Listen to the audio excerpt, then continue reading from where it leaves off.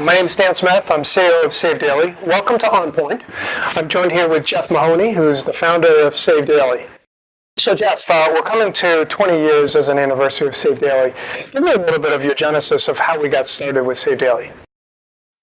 Yes, Dan, that's a great question. It really actually goes back to my childhood. I grew up in a relatively poor family, broken family. Father left when I was very young and provided no financial aid to us. So as the oldest son, that meant that I had to do a lot of different jobs that I may not necessarily have liked. But if I didn't do those jobs, my siblings didn't get milk. It was one of those sort of weird environments that I think a lot of people can actually relate to now. Now that I've gotten older and I've spoken to more people around the world, there's a lot of folks that are in that sort of place. When I got into the university, as the first in my lineage to go to a university, I studied artificial intelligence.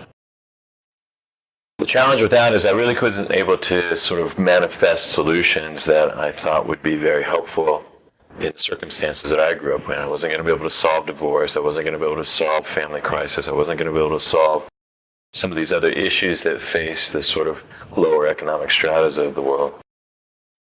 What I could do is I could come to the table with a solution for a technology base that allowed everyone else, let's call it, in my mind, beyond the high net worth, so at that time that was about 93% of America, to actually have the same opportunities that the high net worth had. So I thought, okay, this is a way that I can level the playing field at least.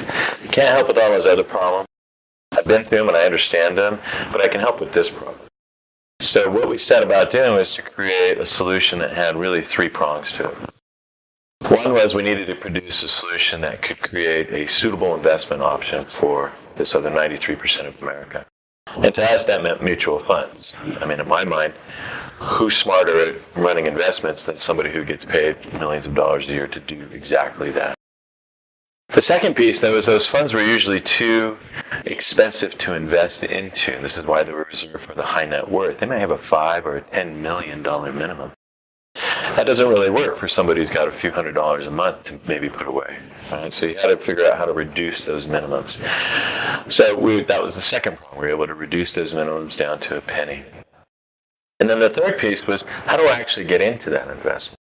Well, when you're out there with the rest of the traditional financial services firms out there, you're paying a transaction fee. So if I'm investing $100 and I'm somewhere where I'm paying $15 or $20 to do that, I'm 15 or 20% upside down in the market.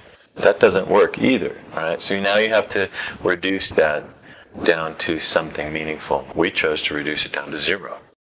So at this rate, with this solution, now we had the framework, if you will, to create opportunities for the other 93% of America. And I still affectionately refer to them that way. I'm one of those folks. I grew up that way, and I want to make sure that everyone on this planet gets the opportunity to invest in those types of opportunities, not just the high net worth.